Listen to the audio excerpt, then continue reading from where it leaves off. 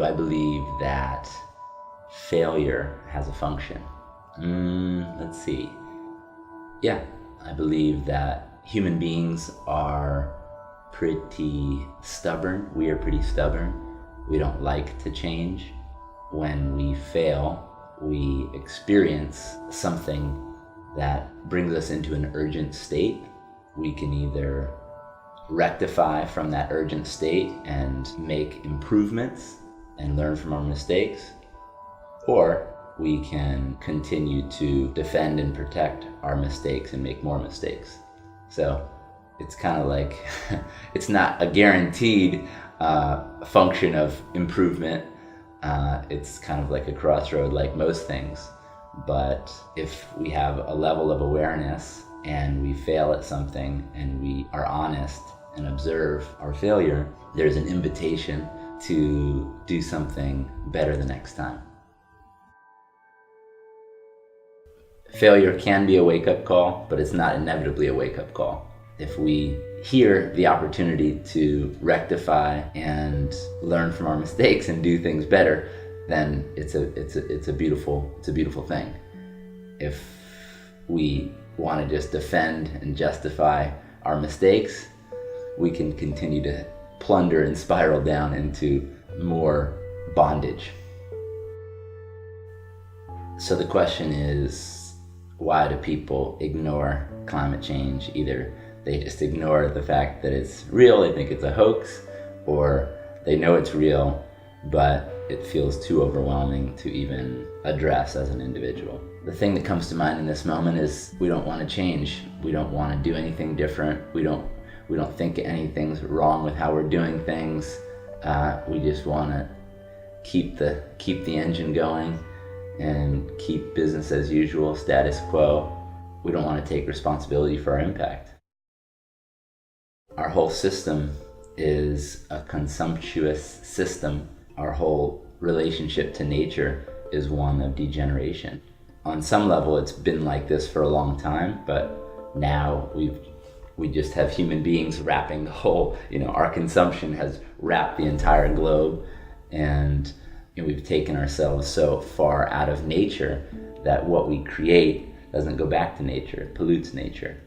And it's an interesting thing, because if you look at the definition of nature, it's all animals, plants, landscapes, opposed to humans and human creation. So we actually defined ourselves separate from nature. We think we're separate from nature, but if we are what we eat, and what we eat comes from nature, everything that makes our lives, our house, everything comes from nature. But human beings, we refine things, we extract things, we process things so far from their natural state that nature won't accept it back. It becomes a toxin in the system. And it's almost hilarious and sad how we're so ingrained in that we can't see, we're like a fish in water. We can't see our connection to that water. We can't see our impact on that water. We're just so in it. Yeah, either we just don't even want to acknowledge our impact on nature. I think my dad said this recently, that being right is the heroin of humanity. We're right about something, and we're going to go to our grave being right about it. It's like addiction to heroin. And so we have a position, and we don't want to give up our position. And our position is the way we're doing things is fine, it's right, and I don't want to change.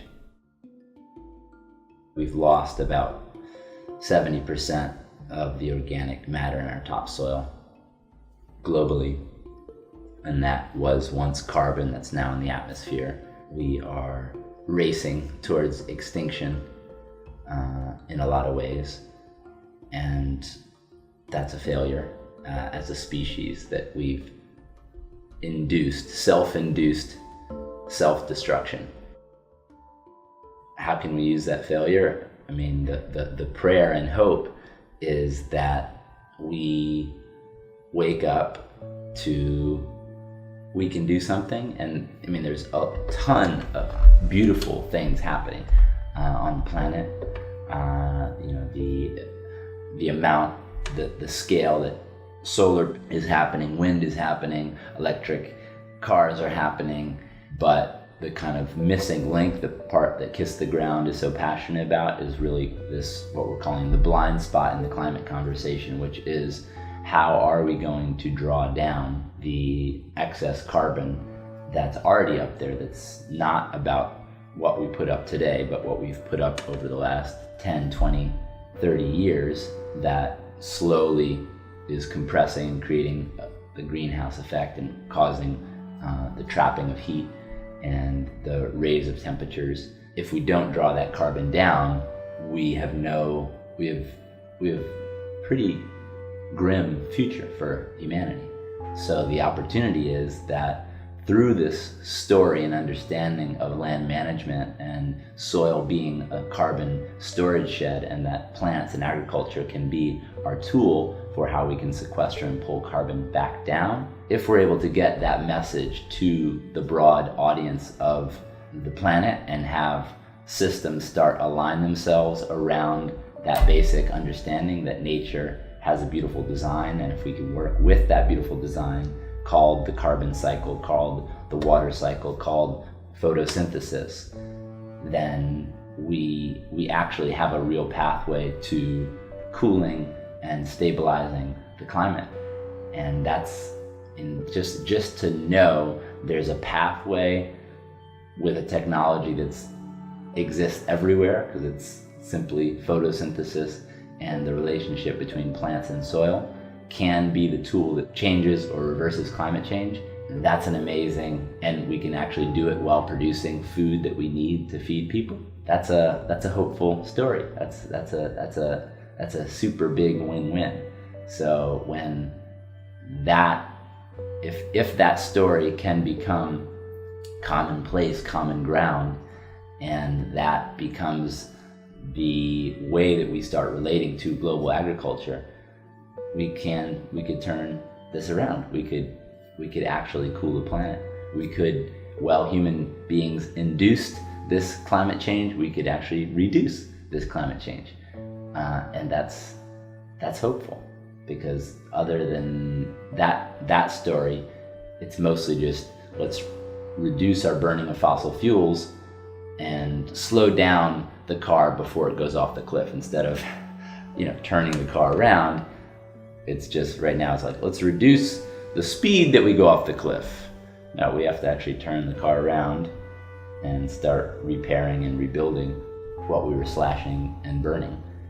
So what's exciting and hopeful is our ability to tell a story that gives us hope. And I don't know of another story. All stories fall into this story, because without a healthy climate, without a planet, every other activism, every other desire to do good becomes impossible, because we're talking about the extinction of the majority of our planet.